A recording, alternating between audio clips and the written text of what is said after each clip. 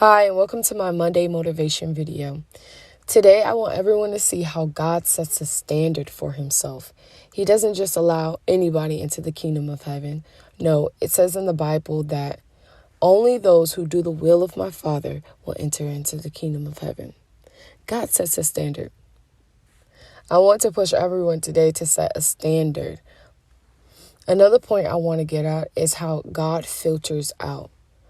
Okay, in the end, it talks about how God is going to separate the sheep from the goat. He's going to be separating. It also talks about in John how God separate the branches that's bearing fruit and the branches that's not bearing fruit. And those branches that's not bearing fruit should be as good as thrown in the fire. He's always filtering out. He's going to be filtering out a lot. And what I want to push today is for everyone to be able to filter out their life. All right.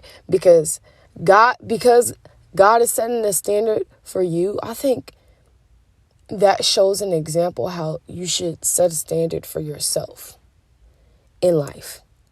Okay. I'm starting to see more and more. I cannot be able to just accept anything in front of me. You cannot accept any friendship. You cannot accept any advice. You cannot accept anything, okay? You have to filter it out. You can't accept any thought. You have to filter it out and see what is best for you. But how you do that is by setting a standard in your life of what you want. And some things I want, if I go on a personal level, which I do quite a lot. Some things I want is just abundant relationships. I want abundant relationships. I want God's love to shed abroad in the relationships that I have. That's a desire for me. But sometimes I can find myself settling for less because that's what's in front of me. It's like I take anything because I'm not filtering out my life and actually waiting to have that right relationship, something that's going to uplift me, encourage me, that's going to feed the glory of God inside of me.